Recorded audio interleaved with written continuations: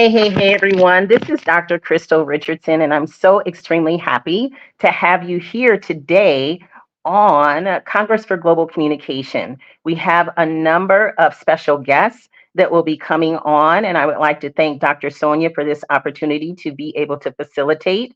And we are just happy to talk about a global approach to quality education. And so, as we get started, we want to go over our vision and our mission. And the vision of the Congress for Global Communication, it exists to promote diversity and inclusion and inclusive dialogue, resulting in civility for all. Also, the mission of Congress for Global Communication is to build global connections and communication for the advancement of sustainable development goals by providing training, policies, recommendations, and empowerment forums with an overall scope of transforming the world. The purpose for Congress for Global Communication is to encourage dialogue, to impact humanity through collaborative global communication, to be a resource for sustainability of the development goals. So, with that, we want to just show a brief commercial related to what we're doing today, and then we will welcome on our special guests.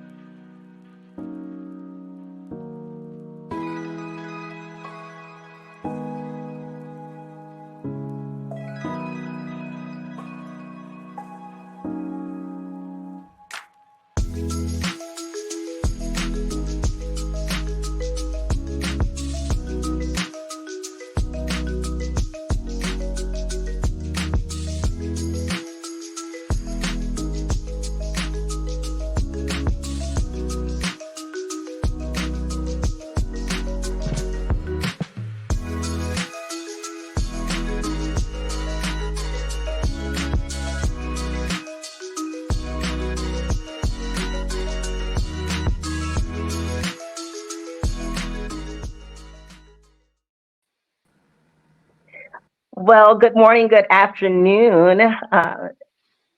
Thank you all for being on today. Thank you. Good evening to you, Dr. Crystal. Hi, Dr. Ronnie, and then we have Brian as well. Thank you all for being on. And how about you all just introduce yourself, and then we'll get into just a little bit of dialogue about the importance of quality education. Dr. Ronnie, you want to introduce yourself first? Yeah, indeed. Thank you very much for the opportunity. I'm looking forward to the discussions tonight. As already said, I'm Dr. Ronnie. I'm based in Manchester in the United Kingdom. Um, I'm a pastor by calling. I'm involved with a lot of outreach work to kind of young people across the world. I go around the world, motivating young people to do well, talking to young people around issues affecting society today. Education is one of the key things affecting them. I'm also an entrepreneur and always in constant discussion with the corporate world around talent development, around education and how the education can contribute, to general societal development and all the needs that the education can address in terms of the future of the world that we live in today. So I'm very much excited to kind of tap in some of the knowledge and expertise that we've got here tonight. So thank you very much for having me, Dr. Crystal. Awesome, awesome. And this is a global platform. So we thank you for being on from so far. I'm here in the United States, so thank you. And we have Well, Brian. Go ahead and introduce yourself. Sure, and thank you, Dr. Crystal. I'm Brian Barnett, and I live in Northern Virginia, work in Northern Virginia, just across the river from Washington, D.C., so I'm based also here in the U.S.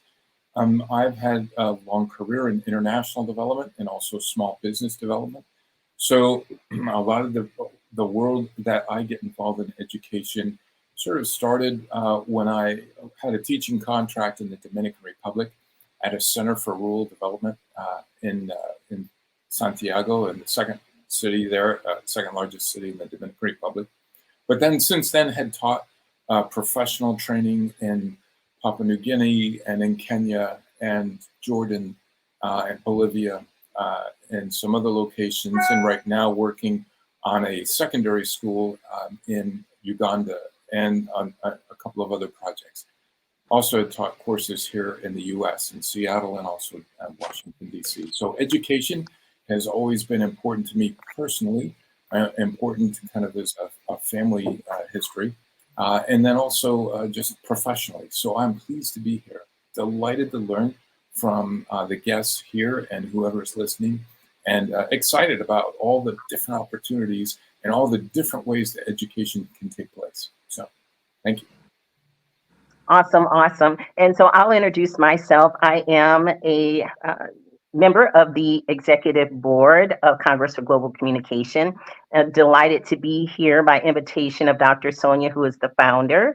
And we also have the person who was supposed to be on today, and in the person of, I believe it's Dr. Benjamin. He was going to lead this, and he has some more things he's going to be providing to us when we meet again. There's some of the questions that we were going to go over that we want to make sure that he is on to partake in that discussion. So we'll wait for him for those. But today we're talking about a number of things around the qualities in education, the resources, what it is that we can do globally to help bring better education to the world.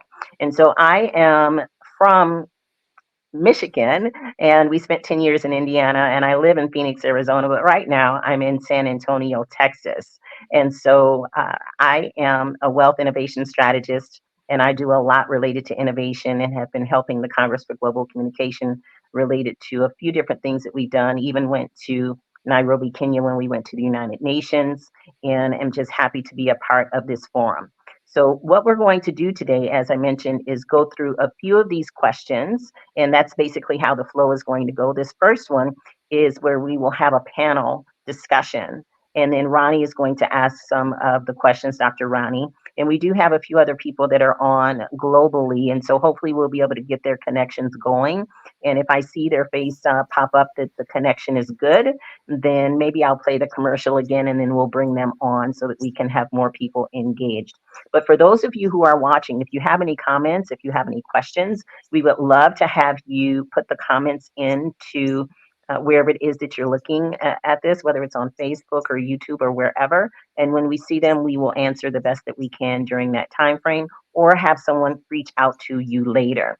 And so the first thing that I want to say, gentlemen, is the point we have here is the importance of quality education. And this is something we want to open up to all before we get to our scripted questions. So why is quality education important? And Brian, we'll start with you. Sure. Why it's important is that you want to bring everyone along, and you want everybody to join in and participate in the benefits of a quality education. And as I was thinking what defines a quality education, the first thought that came to my mind is that quality education happens in community, right? So you want to have a culture that raises up, honors, and values of quality education. In those communities, it can be a family or whoever is caring for the students. It might be if they're maybe a refugee and maybe their parents are no longer with them. So whoever's taking care of the students' family, you want them to embrace the benefits and be an encourager and a care for these people. But the communities are family, their school. You want a school that honors and values quality education, as well as the civic community and what I'll call the geography, the village or the city. So there is a culture that needs to be generated, I think, to get a really good quality of education, because people need to be cared for and they need to be encouraged.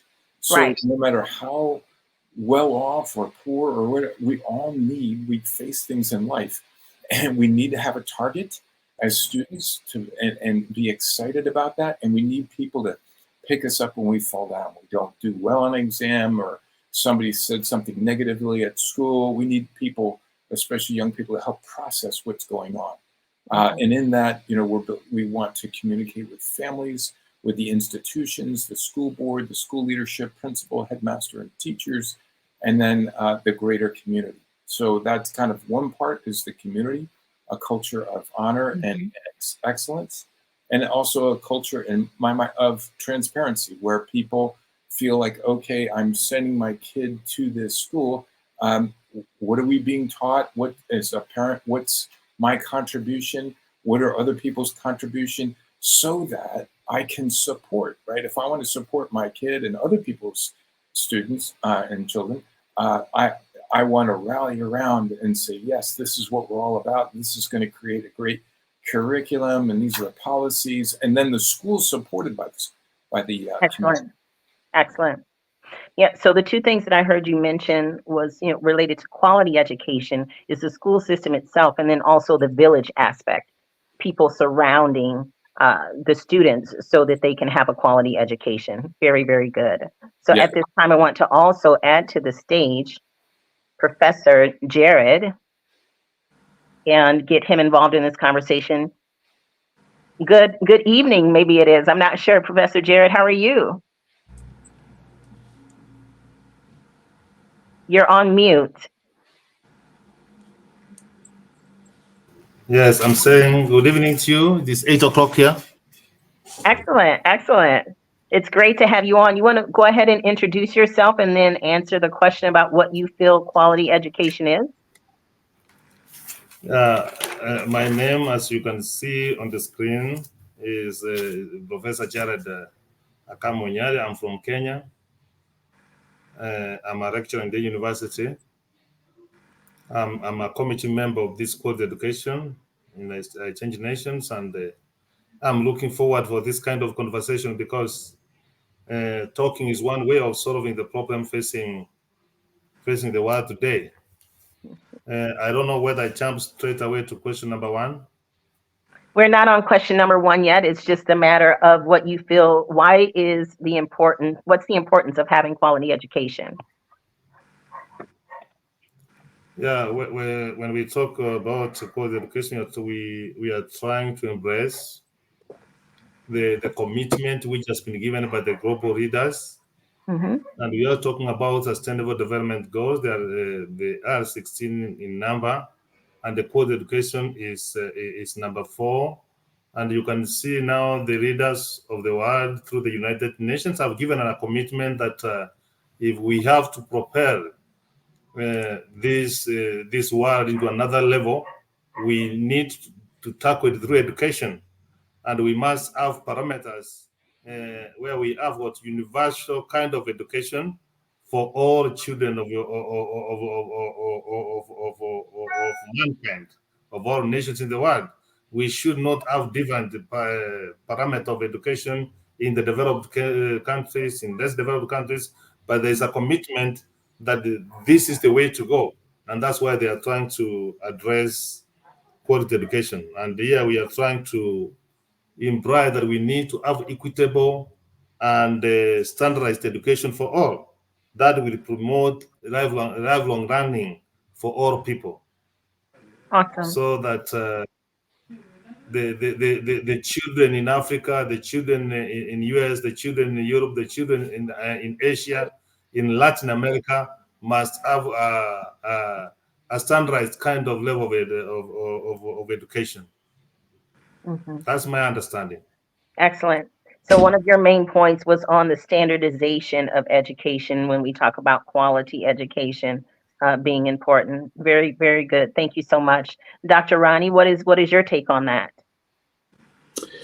Absolutely. Professor Jared, it's good to see you. Thanks for coming on board tonight.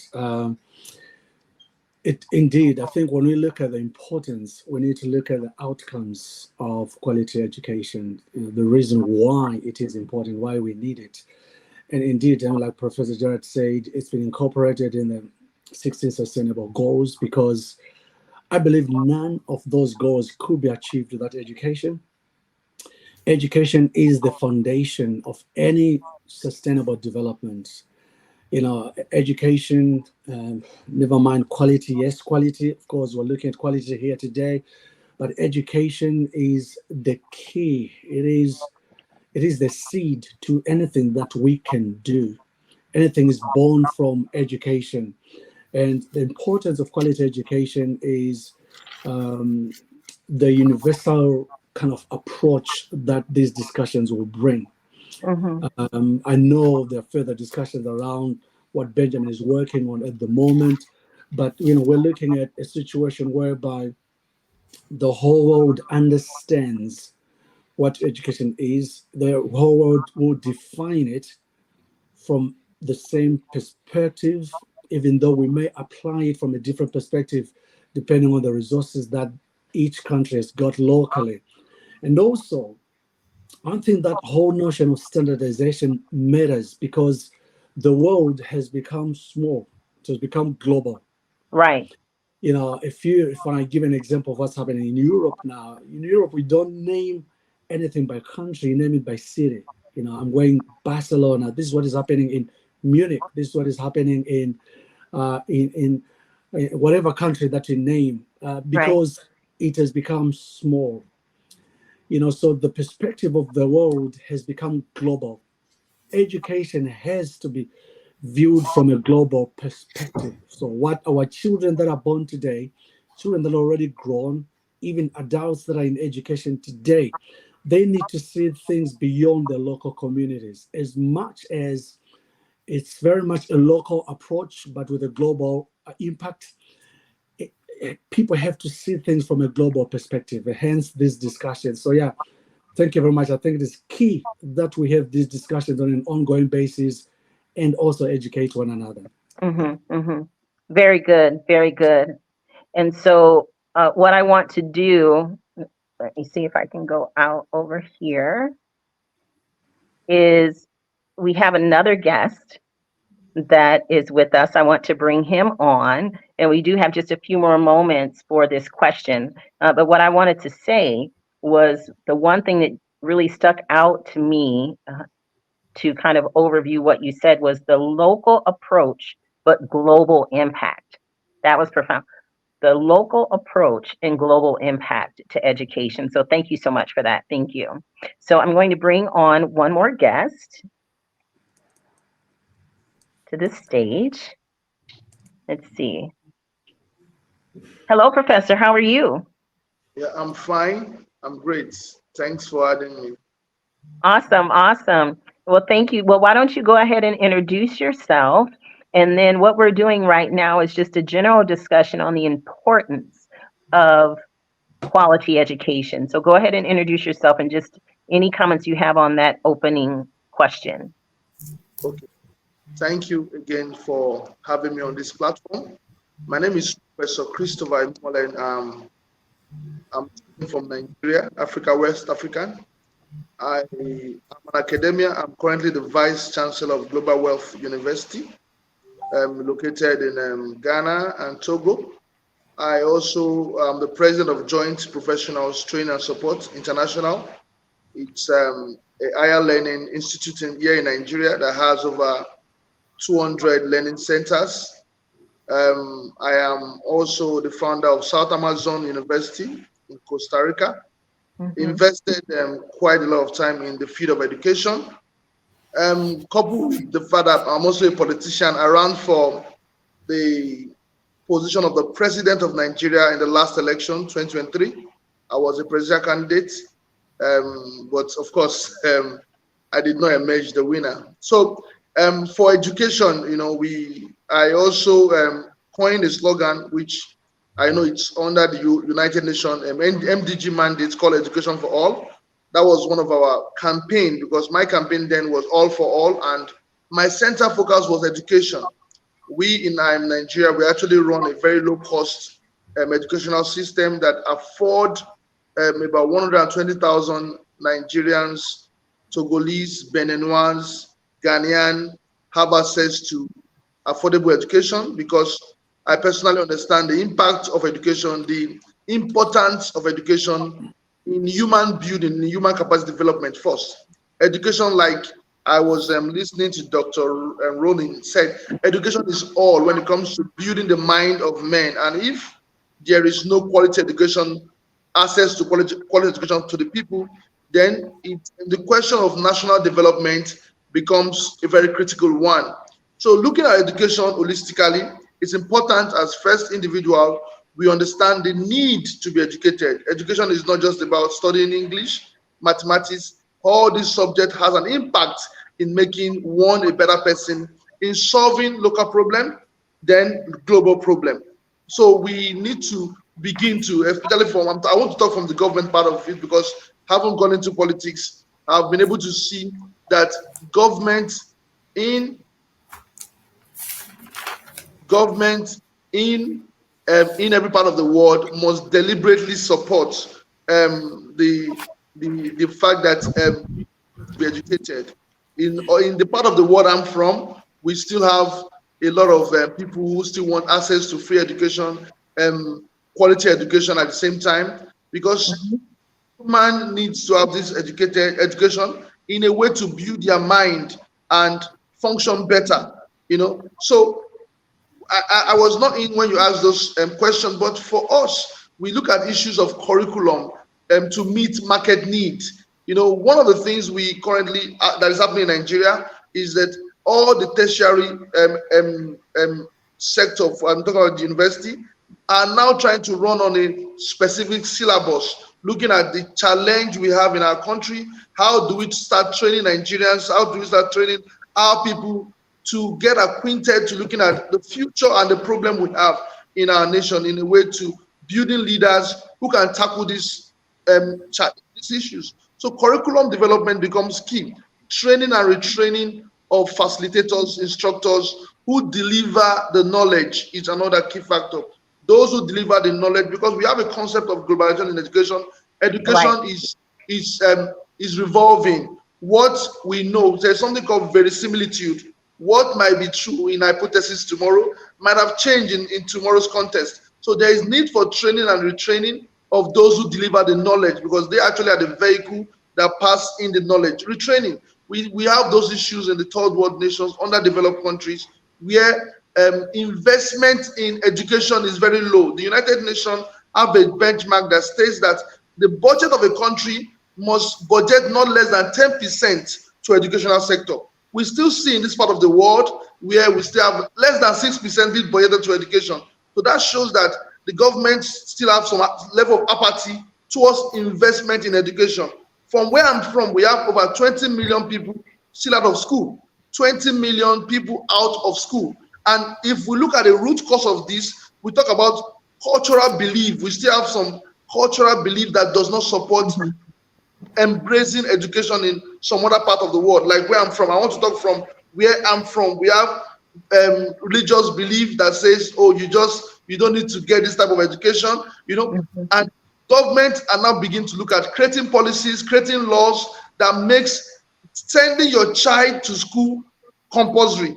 That parents who are not willing to send their child to can be supported, and they should also make it mandatory that children go to schools. Children should not be seen on the streets during school hour. Creating laws that makes it a criminal offense to have parents not wanting to send their child to school. Professor Chris, these are all really great points, and it looks like some of what you said is in relation to question number 2. So we might come back to some of that when Dr. Ronnie starts asking that. But thank you so much for your opening comments and your passion related to education. It's very, very, very important and key. So we're going to move into our next portion of the broadcast for today. And I'm going to play the commercial again. It's just a little 45-second commercial. And then Dr. Ronnie, you will go ahead and go into the first 3 questions. And Brian is going to help, and Dr. Jared and Professor Chris. Okay, are you ready, Ronnie? Indeed. Thank you. We'll be right back.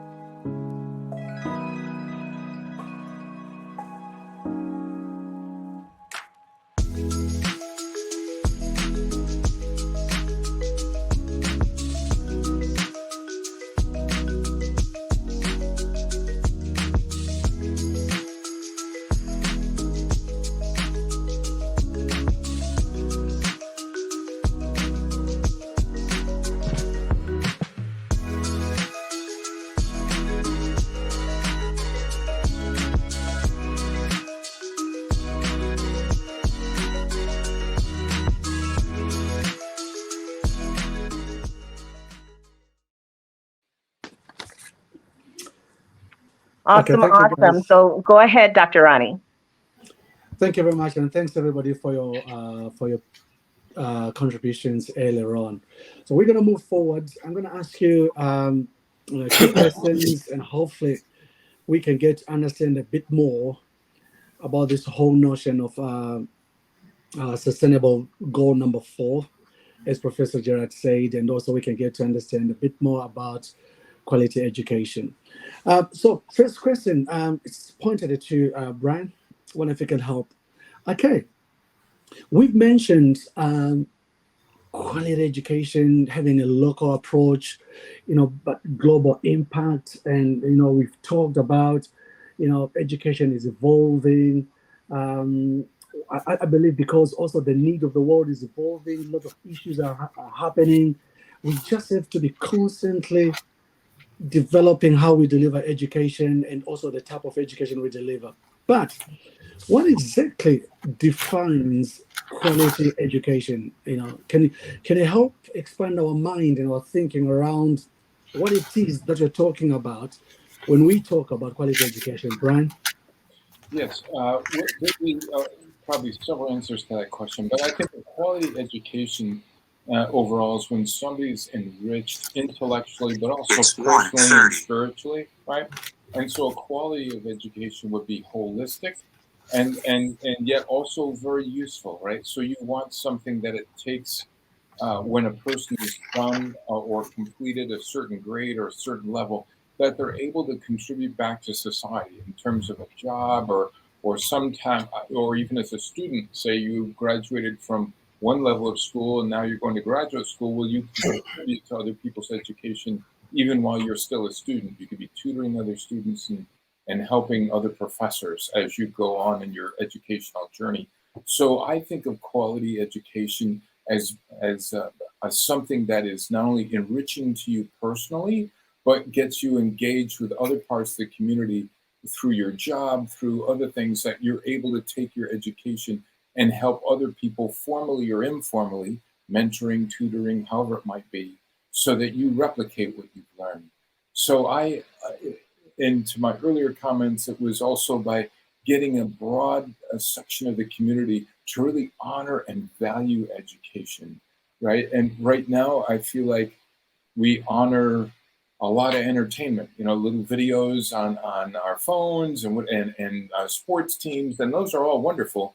But I feel like I'd love to see education, the benefit of it, the usefulness of it, and the pragmatism of it, and then see other people that other people look up to. They could be tribal leaders, community leaders, on a very consistent basis, describing the value of education and so forth. And I think the quality of education is a community value that needs to be cultivated, and then also personally, right? So I see that, and where inequities occur, I often see that in the lack of budgets or unequal budgets. I could also see that in poor diet or nutrition, because there's a body and brain development that's needed in order to grow and have that. And if you have a poor diet, that's not going to happen. Also, in terms of a civil society, if there's crime or violence or instability,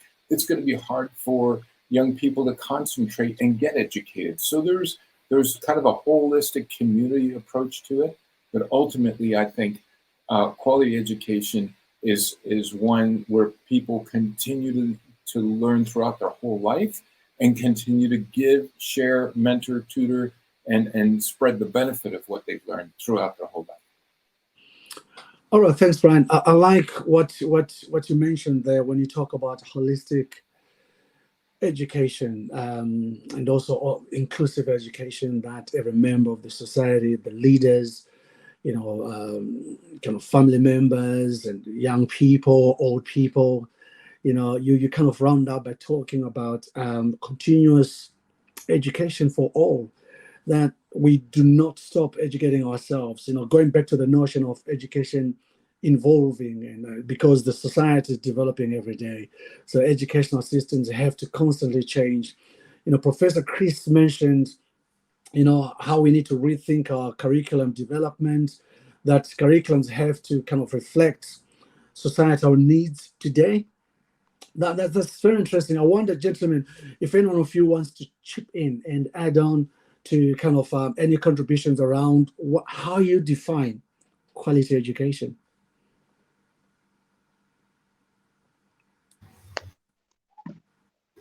Go on, Yeah. Professor Barrett.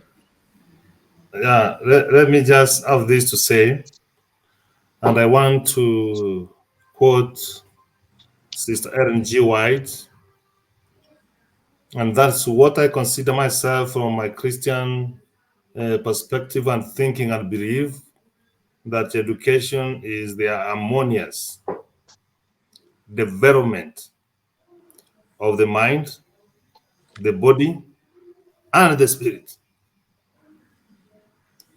And once you do this, we are preparing young people for this life and the life to come. So once we ensure that that is the way to go, then how do we move forward to have universal standards of imparting this one into young people? And that's where Professor Chris was coming about, talking about the curriculum. Students or young people who are trained to be doctors in the United States of America, in the UK where you are, in Africa, in Asia, in Australia, in Latin America, and in Africa must be the same. And once I've said that, I say that if we have to change our societies, if we have to change the thinking and the ways of doing things, that's why the wisdom of the object of the Sustainable Development Goal had to say that we need quality education and education for all. That is the way to go. And the next thing which we need to ask ourselves is that when we talk about quality education, we are talking about efficiency and the education process. That's why and I say that the founders of Sustainable Development Goals, and they say that this is how we want to propel the world in the next 15 years. And we are 7 years down the lane, up the lane, to ensure that we have done the parameters. And that, actually what we are trying to do is we are acting as a think tank for where people find ways on how to move and achieve quality education. And the other point that I want to put across is that for us to achieve this is to have an honest conversation. We must be able to we must have this kind of conversation and not have an academic exercise. Right. It's a commitment from the world leaders to ensure that this quality education is achieved. What are some of the parameters which have been put in place? And that's where Brian was talking about teachers and teachers trained. What are the methods and the method standards? So as we do this, we should not make it an academic exercise that we can come here in a talk show and we do and we end that. So in the nutshell, I'm saying the quality of education, I mean everything, is the one Sister Ellen G. White had a vision to say that we need to have an harmonious development of the body, the mind, and the spirit in preparing young people for this life and the life to come. Wow. And I see that having a good kind of synergy with what Brian is talking about as well. Holistic, education that addresses the whole person, that addresses the whole society, that doesn't discriminate, education that addresses the whole humankind, I got educated in Zimbabwe myself, moved from Zimbabwe to the UK. I was able to come in and fit in the UK because the education system is very harmonious between Zimbabwe and the UK.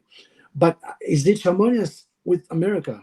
Is it with Kenya? How does it take me to Nigeria? It raises some interesting conversation around the standardization and globalization of education. Very, very, very interesting there. Allow me, gentlemen, and you've also highlighted a few things that jump into question number 2, which I want to highlight on question number 2. We're going to jump into that. But as you go into question number 2, Professor Chris, what I've planned here is to ask this question. I want to start with you, and then Brian and everybody else can help you in support with that, because these gentlemen have started talking about some of the inequalities that exist in the education system.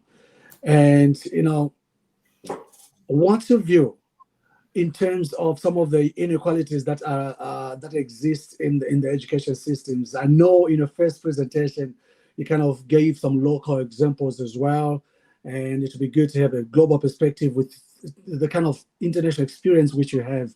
What inequalities have you discovered around the world? Okay. Again, thank you for the question.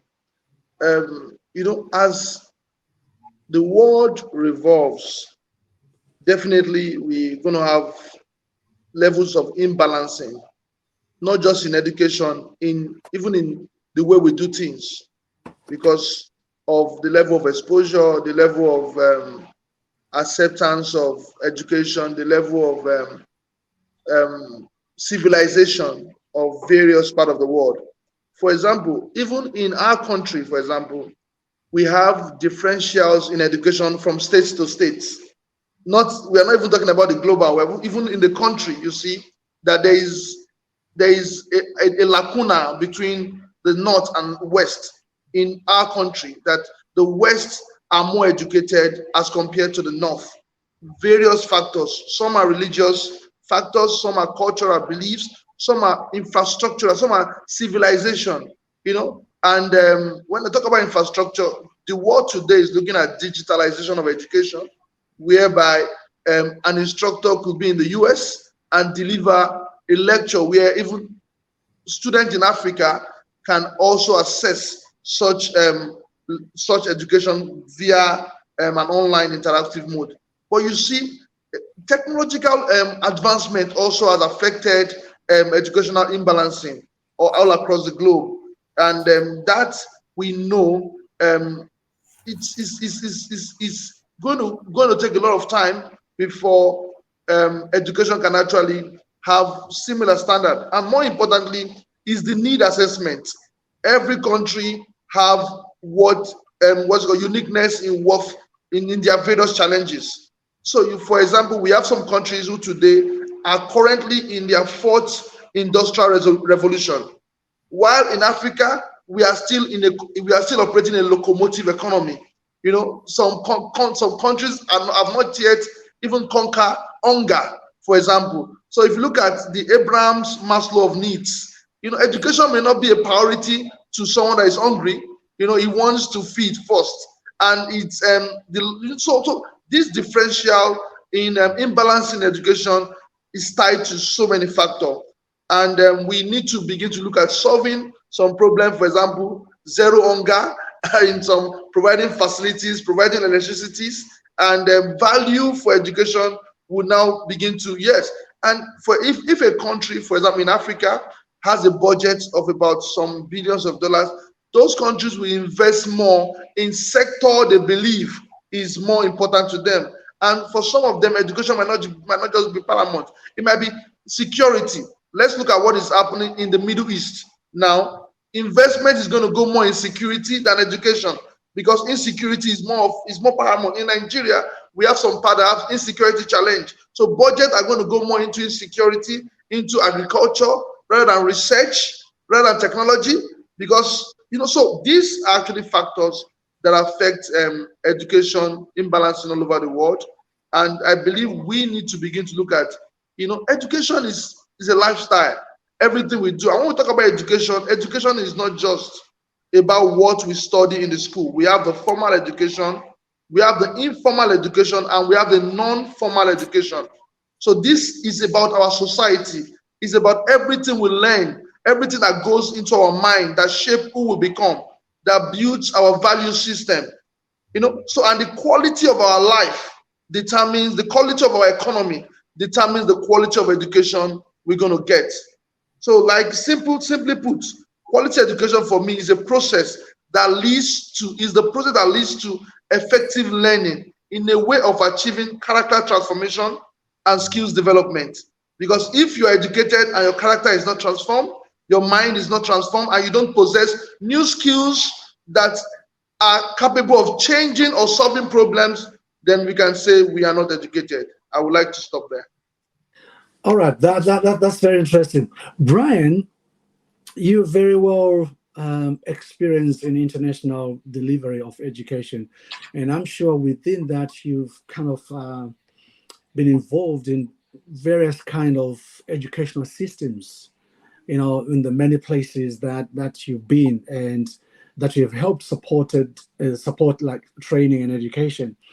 What is your take on some of the inequalities that exist? And I'd like you to also comment on what Professor Chris has mentioned when he mentioned, he gave an example of Maslow's hierarchy of needs, that we could talk about quality education here, whereas in another geographical place, the priority is food. Any observations in your travels? Sure. Yeah, thank you. And I agree with a lot of what Professor Chris had mentioned, right? And so some of these inequalities, they'll take different forms. Some is the community. Okay, maybe the community is what I'll call in survival mode, security or agriculture. So education isn't too high a priority, which, hey, 100, 200 years ago in the US, it was the same thing. People are trying to do farm work, and then with the leftover time, they'll go to school. And that's how Sunday schools happened in the US, because kids were working Monday to Saturday. Sunday was the day off. So Sunday schools back then were about math and reading and writing and whatever. In addition to the character, it was so that's like 1 day a week school, right? And that's here in the US, 100 or more years ago. So, and then later, Sunday school focused more on character and Christian faith and so forth. But yet, as cultures develop, they'll have different priorities. And so I see the inequalities can be in the availability of food, because that will divert your attention real quick, and the availability of water, kind of basic living skills. So I think those Maslow hierarchy of needs is very much a consideration of the type and form of delivery of education. What if my child, if I have 3 children, maybe I need 2 or 3 of them to help me on my farm. Okay, if that's the case, do I tell them, no, we don't want your kids helping you. They need to be in school. Well, I got to feed my kids, and I can't run it all myself, right? So in that, am I flexible enough? I think with technology now, and with phones and other forms, maybe there's a half step, right? Like maybe they'll eventually get to a classroom, but there's still education that can be delivered. So I feel like there's a Maslow's hierarchy of needs. I would agree with Professor Chris on that we need to have in mind. There's also a different way of teaching. For instance, as I'm working with the school in Uganda, right, they are interested in having a farm to provide food for the students. And from my perspective, it's like, okay, so let's combine that with what we're teaching. So if we're learning biology, then we go and work with the plants. So I'm studying biology for 45 minutes, and now I'm working in a high tunnel or a greenhouse or an open field with plants. And then I'm studying maybe some more biology, and then another hour with goats or sheep or cattle, right? So I'm learning the biology of the animals that I'm working with. I'm learning the biology of the plants that I'm working with. I'm learning food science and therefore chemistry, right? In other words, I can start to combine, even if I'm way down on Maslow's hierarchy of needs and I'm at the basic level, I can start developing curriculum that connects even the very basic things with some of the more academic topics. And even in agriculture, okay, well, that connects with computer science because I can have a web service that collects agricultural data. And therefore, as a student, it's going to be important for me, even in an agricultural economy, to learn coding and different types of web services and other types of computer technology. So I see the curriculum, not only the method that we're training, but even the topics and how we integrate it with where people are. And then some of the other things I mentioned before is also needed, right? Because especially children, you need a good nutrition for your brain and body to develop properly. So there's back to that hierarchy of needs. And then, if there's a lot of crime or violence or instability or a lot of moving around, it's hard for young people to concentrate if there's all these things moving and changing around them. And they're like very anxious or fearful or so forth. So getting the whole community involved for diet, for nutrition, for keeping a peaceful, as best we can, community to foster a culture of education and honoring and having the time for a quality education. Thank you, Brian, for kind of launching us into some innovative ways of delivering education. Former speaker mentioned about, training and equipping teachers and ongoing support for teachers and giving them all the resources. That is fascinating. I've only got like a minute on this, but I'm really keen to hear on Professor Jared on this point. In the past, Professor Jared, I've heard you trying to address a similar question when you're trying to balance between need and delivery of education. You're talking about, a part of the world, young people are learning in open classes, and how do they concentrate? Does that impact on the quality of delivery? Do you think that sees some of the inequalities that these gentlemen are talking about, Professor Jared?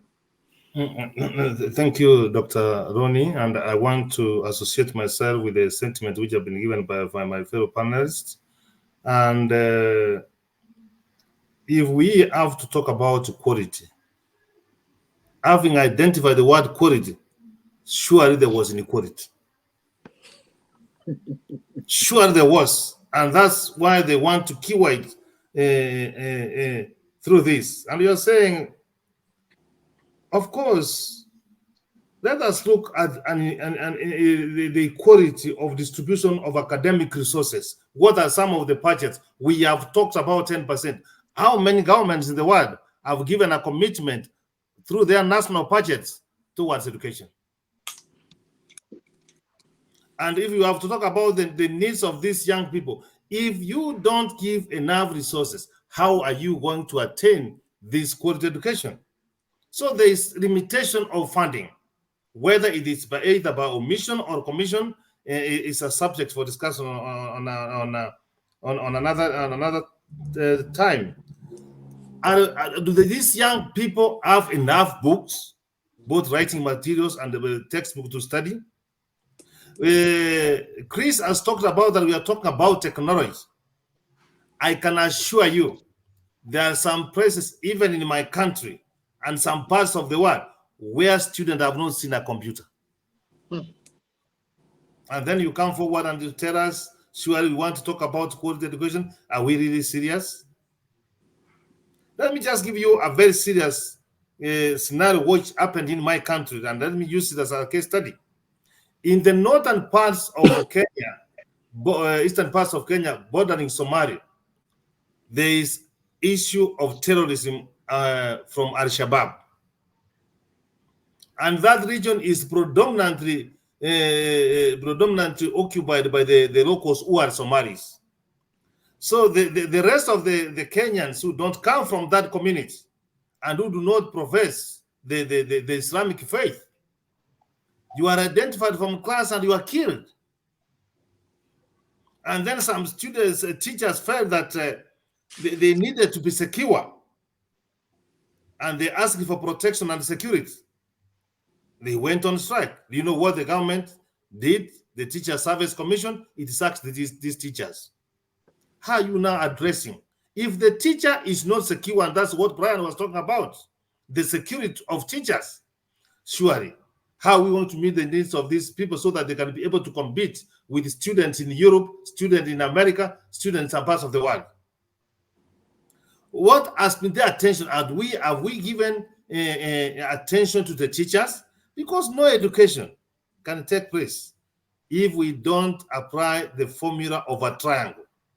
One side is teachers, the other side are parents, and the other side are students or pupils, with the government giving conducive environment to meet the needs of these people.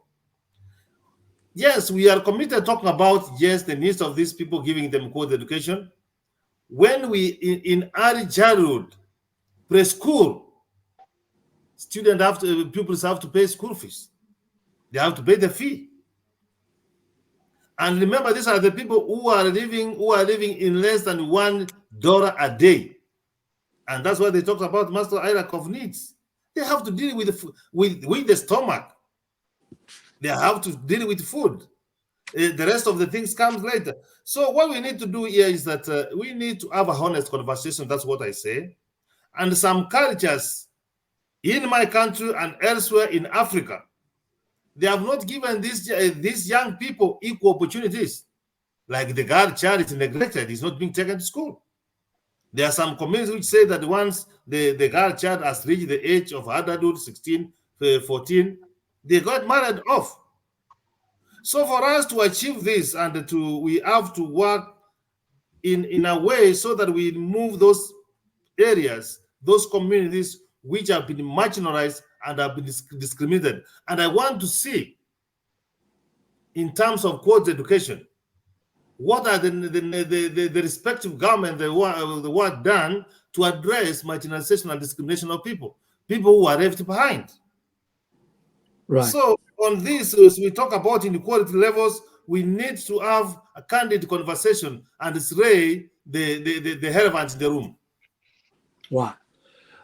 That's excellent, Professor Jared. You've really hammered in on the funding, on the budget, on the resources, on addressing the need, everyday need, the hierarchy, the Maslow's hierarchy of needs, how the two tally with education, how they impact on everyday function of a human being, and therefore the ability to retain information. Never mind the environment where education is delivered, but, can you process it when you're under pressure? Brian talks about, when they are hungry, when the need is to feed the family, can I actually send my child to school? Now, that is very, very impactful. Now, that takes us nicely into my last question. I know I've eaten up a lot of your time. My last question seeks for some ideas on how the society can respond to what you guys have been talking about when we're talking about quality education. How can the society respond to this? Professor, you've already said something about, Professor Jared, that we need to have honest and candid conversations. Let us not shy away from the need that is being identified here. And let's address these things. Does it make sense to just digitalize everything, including education, when an average child in Africa doesn't have access to a mobile phone?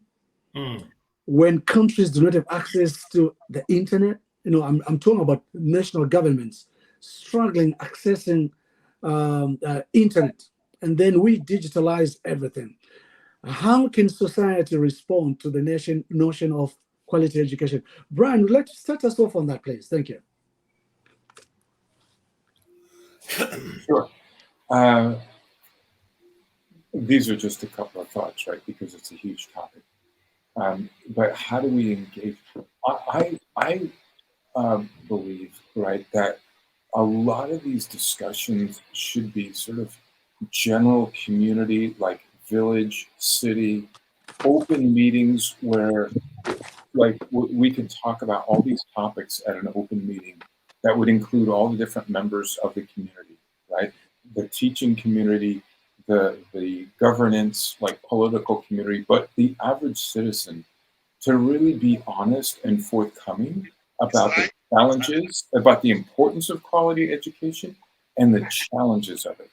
because I think for this to change, it's going to require a cultural change, not just education policy, but the thinking in the country has to change. The thinking in the community needs to change.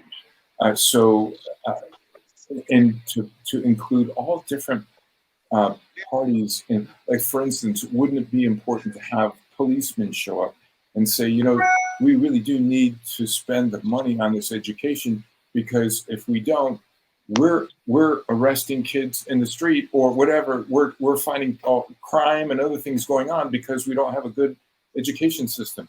People need to hear that. They need to hear from the policemen or from the teachers. It's like, yeah, this is good, but we're having problems with attention because kids have these phones on all the time, and the parents are insisting that they have phones with them all the time, and instead of paying attention in class, they're texting their buddies, you know, and they're not learning, right? Like, so these are, I think, kind of like Dr. Jared had talked about, these are the kind of candid and honest conversations we could have with community members as well as the government officials. We need the funding, we need the access to food, we need the security and lack of violence and more stability so students can pay attention and come to class consistently.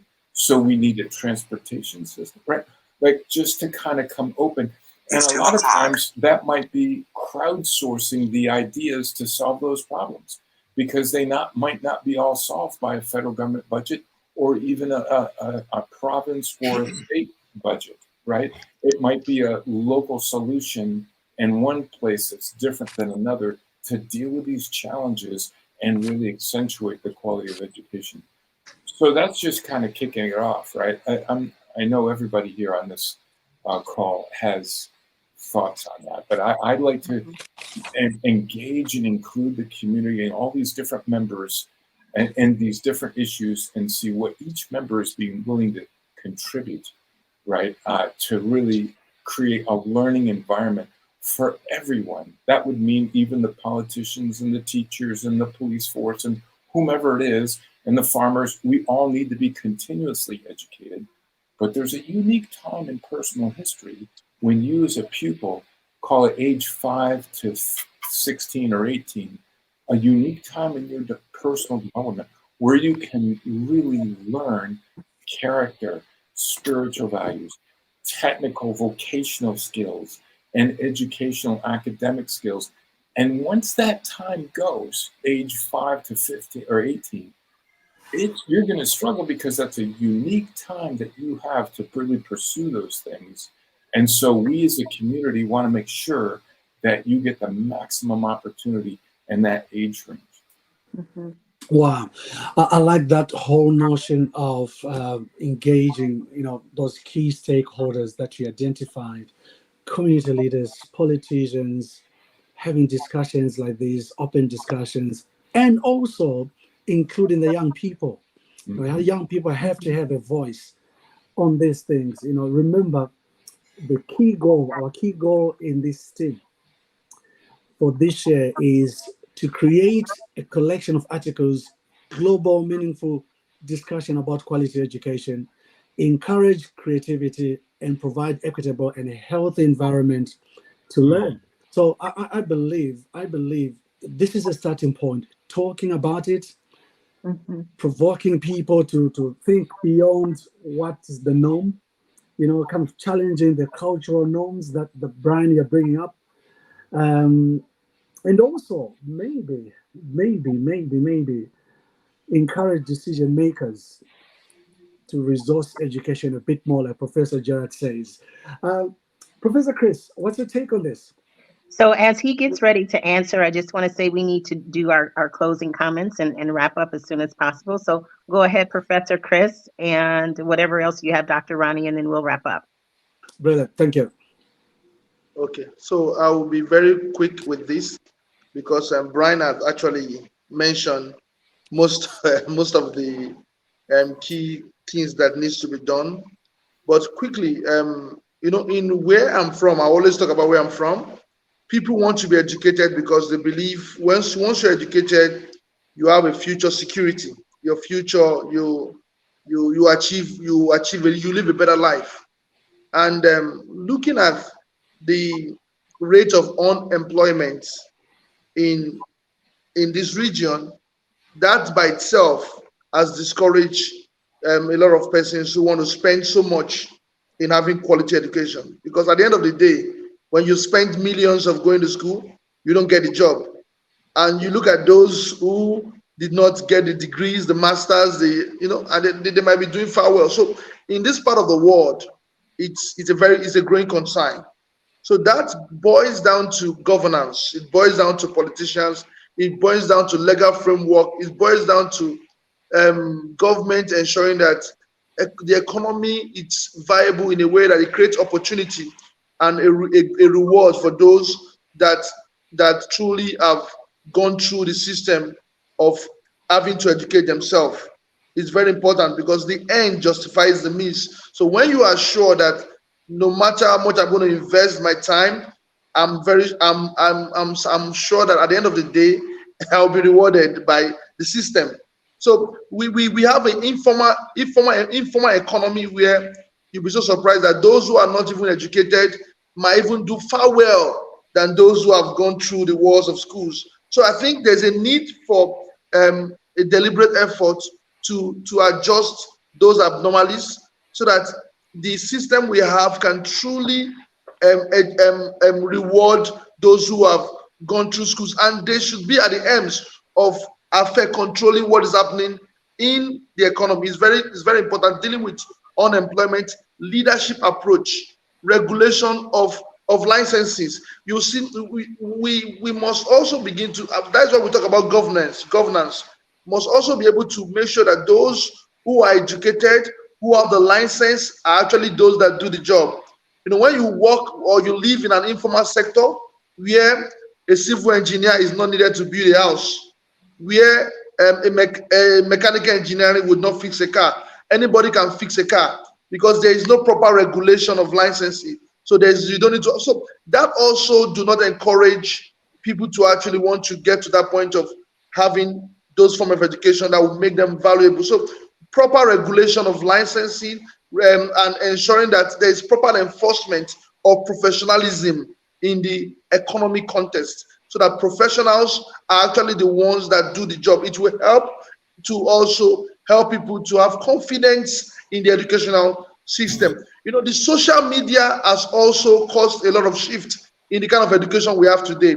So educational curriculum must be one that is also tilted to helping every country meet up with the global need.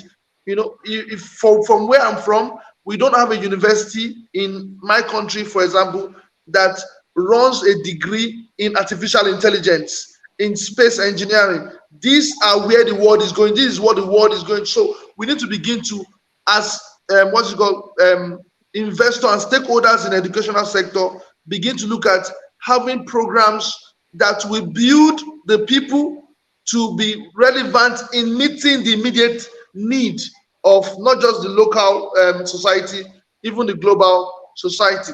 We talk about student loan system. Government must also begin to look at student loan system to help students achieve quality education, because quality education can be expensive.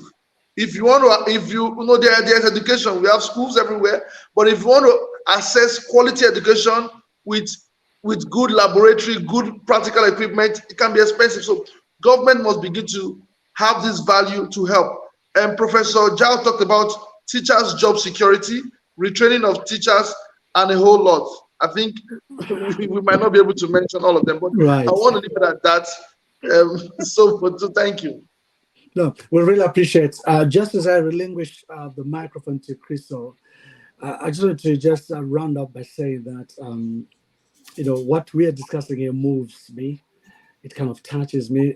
Just in the last 12 months, as I relinquish the microphone, Crystal, Dr. Crystal, in the last 12 months, I've been to a school, okay, where in order for me to address the school, the assembly, they had to go out in the dust. It was their winter. It was windy and dusty. By the time that I finished talking to the kids, my eyes were full of sand. But these kids are bright, and the education system is putting all its effort, but it's just not fully funded. There's no money. Also, the last 12 months, I've been to a country where I went to this school that I worked with, nice boarding school. Kids live there. It is a boarding school, but nothing to eat. Okay, but parents continue to send their children because they want the children educated. And then finally, just in the last few months, I was in an Asian country that I went. I won't mention by name here. 250 kids that I'm addressing, full conference. I asked for a date of birth. None of them knew the date of birth. None of them knew the date of birth. Now when you talk about inequalities, this subject is close to my heart. It's real. I've seen a lot as I go around the world. Dr. Crystal, I hand over to you. These gentlemen and everyone here, people are saying we need more time, even with people that are influential, and most importantly, the young people that are on the receiving end of this education we're talking about. Thank you. Yes, yes, yes. It definitely has been a very quick time. I think we could be on here for a couple, another 2, 3, 4 hours and going into the various points. And so I really want to thank everyone. And gentlemen, I know you are men of many, many words, but I want to try to do something right here. Everybody hold up one finger. Hold up one finger on the screen for me. Okay, so this is your promise to me. If you just had to surmise you can put your finger down. If you were to surmise all of what you just went over for the importance of quality education into one word, not the explanation of it, but just one word, because we obviously are going to have another forum. What would that one word be to what is important for quality education? So Brian, I'm putting my trust in you to lead the way with just this one word. What would your one word be? There'd be lots of words I'd like to use, but now being constrained to just one, I would say community. Community. Very good. Community. Everybody The say dialogue within community. the members of the community. Everybody say community. Community. I'd Awesome. say I agree with Awesome. community, but I'd say communication as well. Communication. Dr. Ronnie said communication. So, okay, we have community and then we have communication. Professor Jared. Involve. Involve. Okay. Community, communication, and involve. Very good. And Professor Chris. Okay, I would say value. Value. Because please just give me, because whatsoever you have value for would not be too expensive to invest. Value. Yeah. Value. Yeah. Okay. I know it's hard, guys. I know it's hard. I don't want Dr. Sonia to be mad at us for going too far over. So thank you all so much. This has been a very, very interesting time. I do want to personally be in touch with each one of you related to what I do in communication. I've been in over 40 some countries doing genetic research, biotech, ministry, education, public speaking, ministry, medical missions, all different kind of things in schools. And Dr. Jarrett knows that he was one of my hosts the last time I was in Kenya.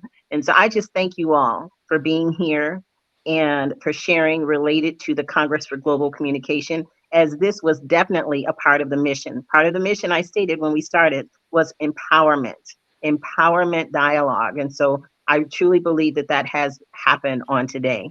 So thank you all. And I want to go back over here to the commercial we'll play on our way out. And Ronnie, you did a really, really great job, Dr. Ronnie, on facilitating the questions. So thank you, sir, for that. You're welcome. And until next time, we thank you all for being on the Congress for Global Communication. Thank you.